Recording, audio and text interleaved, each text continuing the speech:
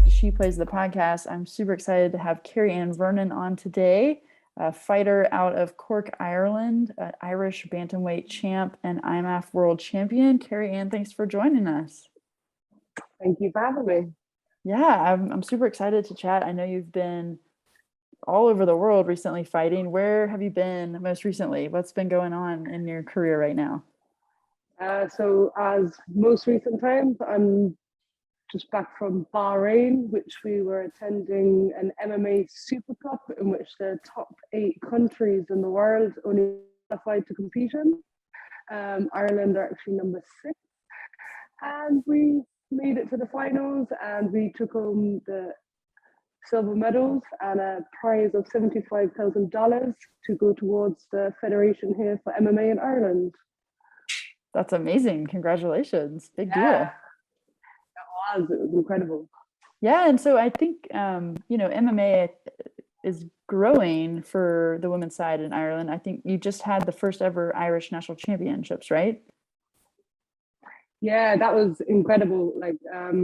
So it was the first time I think that they kind of were able to experience a tournament style. So when you go away to these IMAF tournaments, you're fighting, maybe 2, 3, 4, sometimes even 5 days consecutively, which is very challenging and it'd be a surprise to you if you've never had it before. So we actually started our first national championships there, and it was amazing. Like the production that was developed out of it, it was just incredible. And it's a good way to get people excited to compete here on their home turf also. Absolutely. And so that money that you were saying you guys won in Bahrain, does that come back and help more events like that happen in Ireland?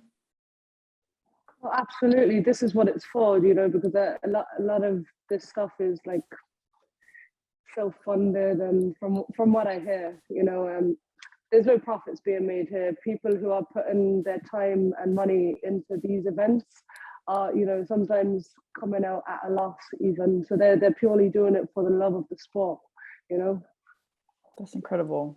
And just to keep moving it forward. Yeah. So yeah, I'm curious, how did you get into MMA?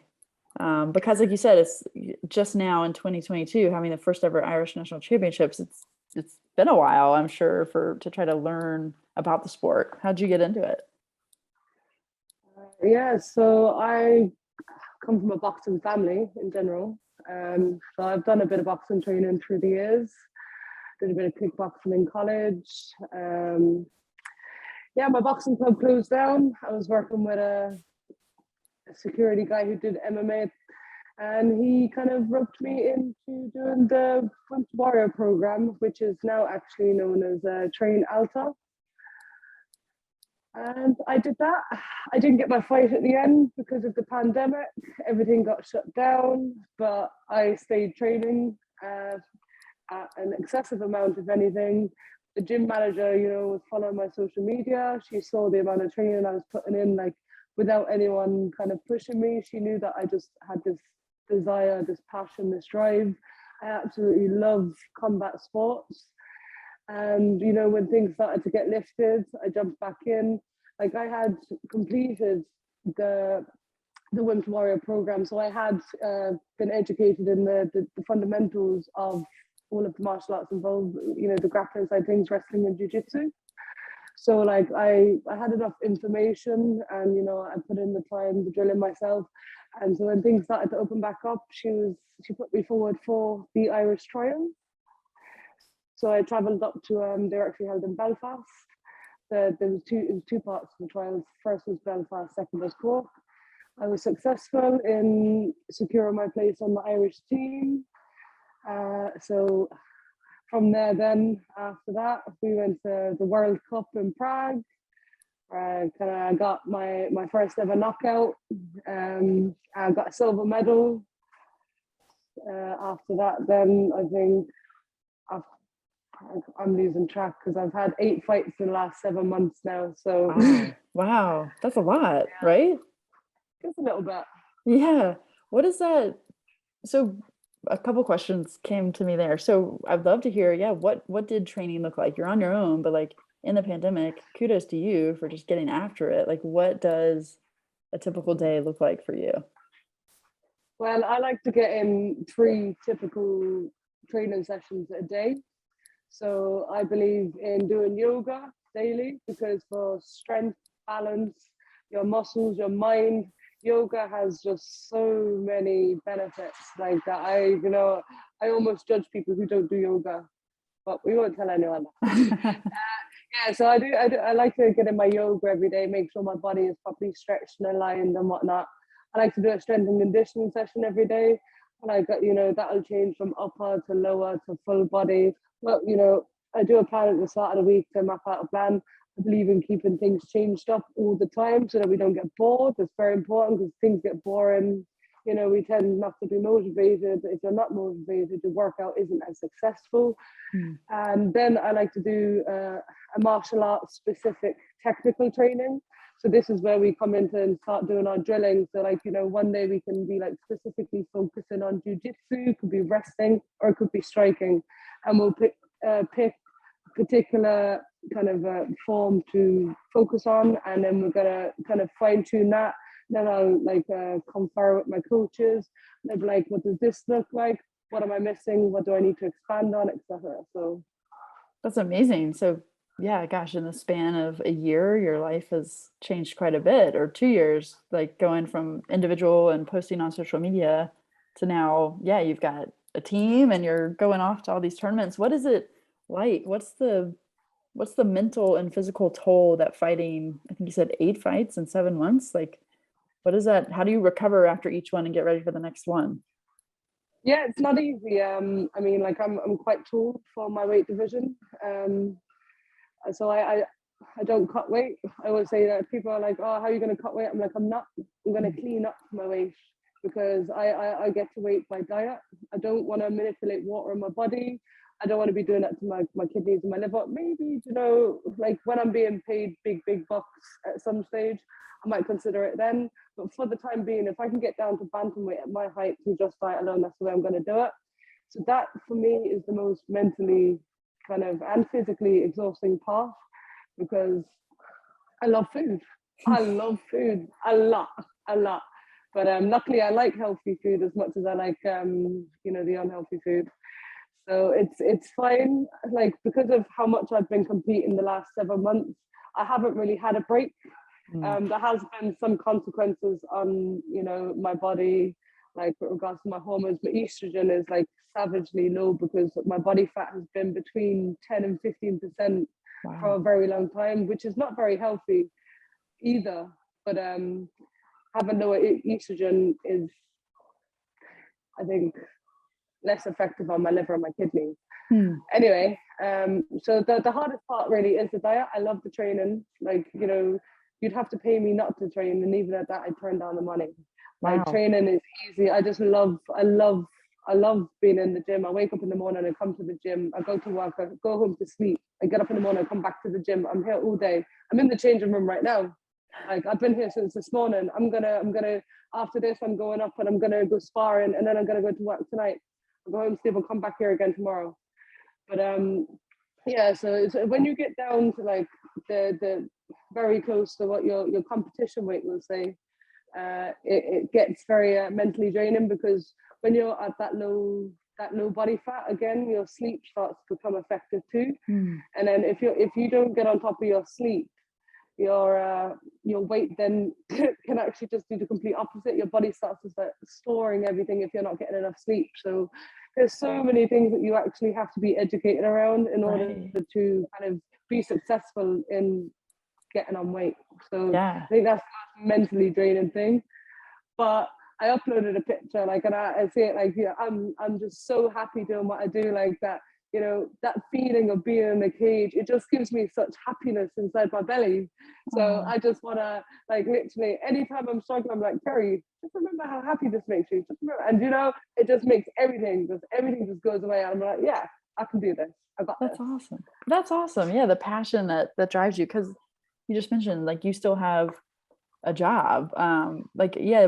What for women's MMA, and maybe it's just in Ireland, I don't know, but like, what is the prospect of this being a full-time job for folks? Is it possible yet, or do you have to have like the the highest level where folks are paid to train every day and not have to do other jobs?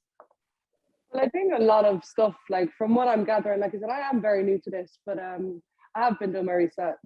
From what I'm gathering, like a lot of the income does come from sponsorships. So, you know, you really rely on a lot of sponsorships to kind of see you through your fight camps, like see you through your registrations, your medicals, all of these kind of expenses, your nutrition, your memberships. Like there are a lot of expenses to be like a top athlete and to look after yourself, and you know, make sure you have that time for rest and recovery too. So like, you know, if you need to, you can't be working all the time because you need to be resting.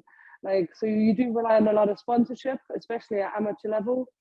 With regards to professional level, like it would be similar. This is me just from what I know. I'm not no one experienced, but like unless you get like a top promotion that does pay nicely, you will be relying kind of mostly on sponsorship. Yeah, no, that makes sense. That makes sense. Yeah, wild, right? Because there is so much to think about. Yeah, all the stuff behind the scenes, like you just said, the medicals, nutrition, like travel, even, you know, that stuff adds up a lot. What would you say, what is like in your career so far, what's been your favorite fight that you've had? What's like on the highlight reel for you? Okay, so like this is tough, right? This is tough because all of my fights, like I've just loved them all. I there's nothing more than I loved than being in that cage, like seriously. But like, so I fought, they're both Bahrain, these two girls. So Guimarães, I fought her in Abu Dhabi at World Championships there in January. And it was 3 rounds of absolute war. Like, you know, she's a Brazilian, she's from Brazil, like, you know, she's very good striker. She's very good on the ground too. And like, we just went 3 rounds of absolute war. Like, it was incredible. It was such a close fight. Like, we didn't know, but like, it was the tension. It's that tension in the cage. You know, when we locked eyes, we were looking into each other's eyes. There was at one point we were growling at each other, but like, you know, we were like, but it was pure, like, just adrenaline. You know, it was nothing, there was no malice, like it was nothing aggressive. Now obviously it is an aggressive, no, I suppose it can be described as an aggressive sport, but I like to think of it as just a sport. Like, but we were like growling at each other at the cage every day. It was just a buzz. Like, we walked out of the cage after, like, and we just hugged it out. Like, we exchanged Instagrams. We were like so much respect for each other, and that's what I love about it. You know, because it's such a high level. Like, and then obviously in Bahrain there recently, I was actually traveling over and I saw, you know, they were Brave Super Cup were uploading the names of the teams, the teams and their names of the weight divisions, and I saw Sabrina De Sousa on my weight division. Now she usually fights at the weight category above me, but she obviously was coming down to my weight, and she is like an IMAF celebrity. She is like the best. Like, I have been a fan of hers for like so long. Like, her and Michelle Montague, like when I first, you know, was found out about IMAFs and I was looking up women in IMAF and, you know, fighters to kind of look at, like Michelle and Sabrina were the two. Like, they just stood out. Among others, like there are others. But so I've been a big fan of Sabrina. So I was like, oh my God, I'm gonna get to fight Sabrina De Sousa. I was like so like excited, like I get to stand in there with the best of the best. Like, so that was now it went like, and I got to, so like again, I hung out with her in the hotel afterwards and we swapped jerseys, and it was amazing. Like the fight, like the buzz, the two of us at the start, before we were pacing up and down the cage like lions, and we were just looking, making eye contact, and like it just, it's hard to describe, to be honest. No, that's awesome though. It's like meeting your hero and also, yeah, going toe to toe with them. That's rare for a lot of people to get to Like, experience that. my MMA debut 7 months ago. Like, I've been fighting for 7 months, my debut, and I'm standing in a cage with the best fighter in the world. That's wild. Yeah. I'm like, yeah, it's crazy. That is very cool. Very cool. Well, what's coming up next for you? What's on the horizon? So I'm going to go to the European Championships. Okay. I think they are around the end of May, and as far as I know, they are going to be in Italy. So Italy is the next stop. Nice, very nice. And just training till then. Yeah, so I did take a 2 week break when I came back. Nice. And I just relaxed. I did come into the gym a couple of times and have a little workout. But I stayed off the diet. I was eating all the donuts, cookies, kebabs, pancakes, burgers, McDonald's, everything. Every day I was eating everything. So I started my fight camp yesterday, made out my fight camp plan, in regards to, duration of training, the hours of sleep, and my nutritional plan, because, they all taper in different ways. So we got the paperwork done and the training has started. That's exciting, super exciting. We'll definitely be following along and putting on all of our socials where to keep an eye out for you and your fights and the European Championships. That's amazing. Do you want to go through just a couple rapid fire questions just as we finish up our chat? Yeah, sure. Well, what's your walkout song? Do you have like a walkout song to the ring? Well, I don't just have one. I want my next one to be Too Many Man by Wiley, which is quite a funny one. But that was if it was on Irish home ground, just because we're lacking females and I want to up the females. But yeah, I love that. Too many man. There's too many man. I love that. Yeah. What would you say of getting to have sport be a part of your career? Or full-time career, what would be the best part of that, you would say? It's just like, to be honest, I'm kind of living the dream as it is, because like, even though I still have to work a job, I do love my job too. I work in security. I love keeping people safe. I love protecting people, property. So it's just, happiness is the number one thing in this life for me. And I think like if you're doing something that is not making you happy, then you need to change it. Like, you have complete control of your life. I'm big into kind of mindset and psychology. I read an awful lot of psychology and about how to take control and how to find your power, your purpose, all of this stuff too. So like, just doing what makes you happy. Like if this could be my job, like, to be honest, I don't know, would I quit my job? Like, I would reduce it, but I would probably show up in the club maybe once or twice a week, just to be like, yeah, Kerry's here. But like, I feel like doing what you love and getting paid and rewarded for doing what you love, that is the ultimate dream. And it would mean more than anything, and to be called a professional, obviously. Like, I don't want to come across like arrogant or vain, but the title and status of being called a professional is something that you obviously love. Would be amazing to be called a professional. Like, it's not even about the money. Like, you want to call me a professional fighter, I'd be like, oh my god, I'm a professional fighter. Yeah, no, I get that. That's awesome. That's really awesome. Yeah, the respect and like the pedigree of that. That's cool. What would you say your favorite sports movie ever is?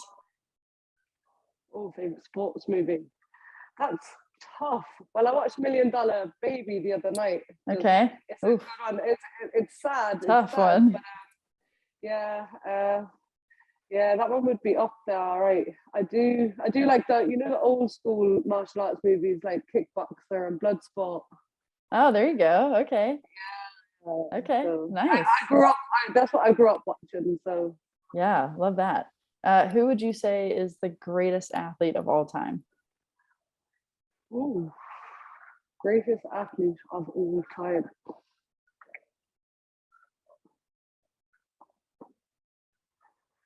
I don't know. From a martial arts, like, I'm mad about Valentina Shevchenko, right? Okay. I just think she's absolutely amazing, and I think she has a nice attitude, a nice persona, and like, don't get me started on her her fighting abilities. Like, she is absolutely incredible. So if we talk about fighting, it would probably be Valentina Shevchenko now. Yeah, to be honest, like, yeah. Love it. Yeah. And then just last one, because we, as She Plays, really do focus on trying to give attention to female athletes and leagues and sports that are happening. Where do you hope you see your sport has grown as far as equality or like opportunities for women in the next 5 years? Okay, so number one, I want MMA to be recognized as an actual sport, because it actually isn't by the government. So that's got to change. with regards to the female side of it, the treatment of females in this sport is absolutely amazing, from like the coaches, managers, committees down to the actual athletes. All of the males, like, you know, they hold the females on a such an equal stature to the males. So that's fine. What I want is just the quantity of females in this sport to increase. That's what I want. In 5 years' time, I want there to be as many females on the mats as there is males, because as from a training point of view, and even a competition, there's a reason why I've started off fighting fighters from all around the world. It's because, like, especially in Ireland, as such a small country, like, our numbers are so small, and like there's not a whole lot of people to fight, there's not a whole lot of people to train with. It's just very difficult. So I want MMA to grow, like, in numbers on a female side. And I just want to say to the females that are listening that in this sport, in MMA in particular, you are valued so much. Like, trust me, the coaches love to see the females coming up as well. I love that. That's incredible. That's awesome to hear. So I'm right there with you. Yeah, let's get more people out there. Well, thank you again for your time. Where can people find you on social media and reach out or follow along as you keep fighting? So you'll find the best place to watch me is my Instagram. It is Kerry_MMA. That will you'll find then my Facebook. I have a Facebook fight page. You'll find that off that. That is mostly where you'll see me now. To be honest, all of my fight promotions, my training, my nutrition, everything is kind of documented on there. And then obviously I'll go through my camps, my highlights. Then you'll see the tournaments in which I have already participated in, stuff I got up to through lockdown. Yeah. So Instagram is the best way. Awesome. Kerry_MMA. Okay, well, we will put those links in the show notes. And just thanks again. And, you know, any sponsors that are out there, you know, maybe finding a fighter right here. I just want to, if you don't mind, I would just like to say a big thank you to my sponsors. Oh, sure, yeah. So I'm actually sponsored by the bar that I work in. They're on Brogue. They've been so supportive. They show all my fights. They've financially supported me. They're absolutely amazing. Thank you so much, Brogue. And my gym here, SBG Cork City, like, the SBG family here is incredible. I just want to say a massive thank you to them also. Awesome. Yeah, I love that. Well, thank you again for coming on, and best of luck in the European Championships. We'll be following along. And yeah, just, you know, amazing to hear you started 7 months ago and look where you are, and imagine where you'll be 7 months from now. So thanks again for taking the time to come on our podcast. No, thank you for having me. It was lovely.